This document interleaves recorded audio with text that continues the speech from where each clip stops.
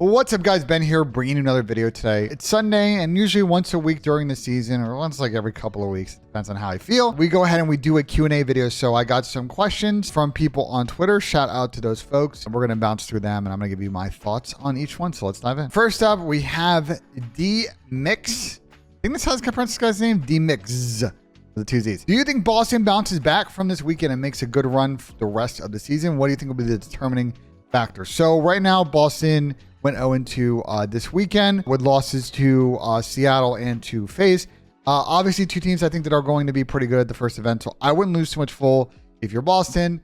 I brought this up on the flank yesterday. I'm recording this on Sunday, obviously. On Saturday flank, I talked about how Optic in Vanguard started 0-2 in that first stage, and they won the first tournament. So, like, you know, I don't think you lose too much sleep over. You don't need to panic. There are things that Boston needs to work on. I think utilizing their first bloods better in search is a huge thing, and there's other edge stuffs I think in respawn they need to work on. To me, the factor in the team is always just going to be the sub players, though, like Cap and Snoop, and being impact players relative to other players that position in the league is going to be really, really key. You know, Slasher is not always going to play the best at the beginning of the games, but you know by the end he's going to be really good. And Priesta didn't play amazing in the first series, but played really good in the second series they had this weekend. So Boston's got a tricky schedule. I don't know if a high seed or really making winners bracket is going to be 100% on the cards for this major cycle, but I do think that they will bounce back in some form. Next up, we have one from my guy Zmoose on Twitter. Thoughts on Control early on into the season? How does it compare to previous CDL seasons? And you see that this is a question a lot of people are asking. I actually thought that Control would look worse in this game than it does. I mean, high-rise Control is pretty terrible. I'm not gonna lie, like, it's pretty bad, but I think it'll get replaced by sub base or something else going in the next major cycle. But I do think that you know, Invasion and Karachi are really solid maps. I think Invasion is particularly difficult. I mean, there's some things that people need to figure out with both maps. I think Invasion, one of the points, is a little bit tricky to capture. I think Karachi, that burger point, you do spawn really close, but we did see that teams are winning offenses on that map. So it's actually much better than I thought it would be. And let's give it some time to really simmer and develop, because we had to watch Fortress Control last year. So that's all I'll say to that. I mean, as bad as high rise is, like, it's not Fortress Control. You know, that's all I'm saying. Next up, we have a Brandon Russell 9. What type of changes would you expect Microsoft to make with Comp Cloud when they fully take over? Do you think those changes would be implemented next year? So yes, I do think any changes they want to make to the league format or other things could definitely come into effect next season. What do I expect? And I've talked about this a lot. I think we move away from city-based franchising. I think we move into more what you see with HCS, with you know, a set of partner teams and other people that can qualify into the league, into open events like you used to see with CWL through open bracket. I think that's where we're going to head. As far as like YouTube and Twitch, I don't know the terms of those deals, so I don't know what Microsoft will want to do. I know with HCS, for example, that they are platform agnostic, so might be other changes, leadership changes. Maybe vendors do more work and they kind of downsize the esports team. We'll have to see what happens over the course of the next 6 to 8 months, but I do expect some changes, and I do expect them to start next season. And going on the Control theme here, we have an interesting one from Kamikaze. Could this be the first year where Control is better to watch than Hardpoint? No. I think as surprised as I am with Control being like okay, I still think nothing's going to beat a gritty Hardpoint map. Like, I'm sorry.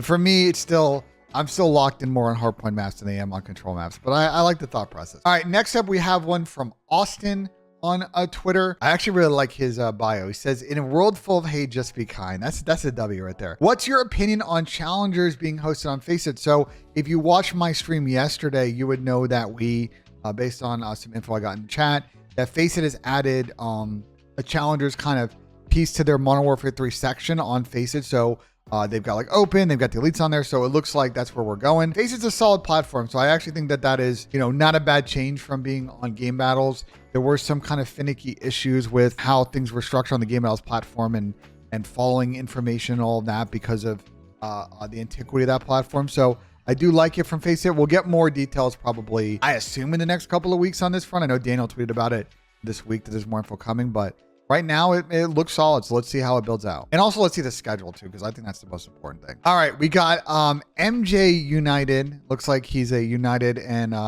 Atlanta FaZe fan. That's a pretty interesting combination of teams in red. One team playing particularly good these days in Atlanta FaZe, And Manchester United got smoked yesterday. Enough soccer banter aside. He asked, will there be any changes to terminal HP as it relates to Burger Hill and trophies? Probably try DDoS. So DDoS got talked. I just don't think anyone's running it or really it's being worked in. So kind of table that one. As far as changes to terminal hardpoint, I do think that map needs changes. Apparently with the new updates, some of the spawns are still kind of funky on that map. I think Burger Hill is still like the worst hill of all time. There's a lot of changes that need to happen. Hopefully that some of that feedback has been sent to developers, and in a future update, maybe a season 1 reloaded update in like early January and December, they go ahead and make some tweaks. So stay tuned on that front. All right, we got S Surge. Thoughts on how people are saying this will be the last ever season of the COD League, same way as Overwatch? It just kind of depends on how you look at it. If the question is, are we going to pivot away from franchising and this is the last year, is definitely possible. Is the COD League branding going to go away? No.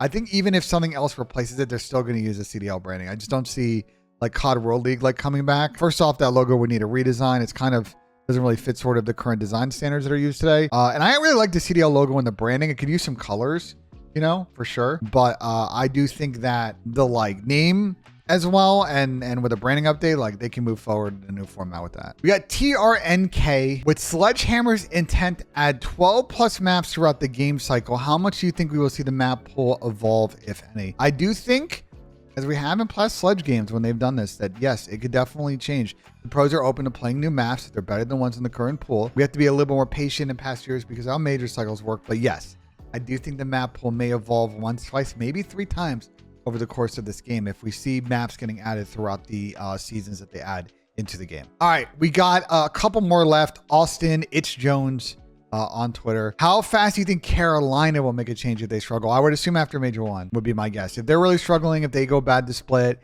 start losers bracket, get 0 points, blah, blah, blah. Even if they go like 2 and, you know, what is that match now? 2 and 5, you get 20 CDL points to split. And even if they get like a top 8, if they don't think they can win, they're going to make a change. They don't think they can win, they get top 4, whatever. Like they'll make a change. And I think then if you are an amateur player, a challengers player, like playing good in that first couple of cups and the Boston event is really key because I think a number of these teams are not going to wait till the middle of the season to make changes. They may pull the trigger after Major 1. Certified EDM gamer double S is a two-weapon meta detrimental to viewership? No, I don't think, honestly, unless it's like the worst gameplay of all time, which I would say we've never really been in that box. I don't think the weapon meta really affects viewership as much as y'all seem to think it does. That's just my take on it. The evidence supports it. I do think like keeping snipers in over the last couple of years has helped with community sentiment, but did it gain viewers or lose viewers? I don't think so. All right, last question here from Dallas Palam. First team to make a change and why? So I did a video earlier this week where I talked about this. And I gave my sort of predictions on what I think and when I was first team to make a change. I said LA Thieves, and I actually think based on them losing on Friday and then, you know, where I think that they might lose to Atlanta FaZe today, probably on Sunday, I do think that they might have a bad split and they're going to be aggressive making changes. And I think that they may be the first team to do it because they might be the best destination of the teams that are going to be wanting to make a change. So yeah. That's my thought process there. So that's it for this video. Let me know what you guys think in the comments. Like if you enjoyed, subscribe for more. On Monday, we will have my way too early tier list video. So excited to argue with you guys about that one. As always, guys, we will see you on the next video.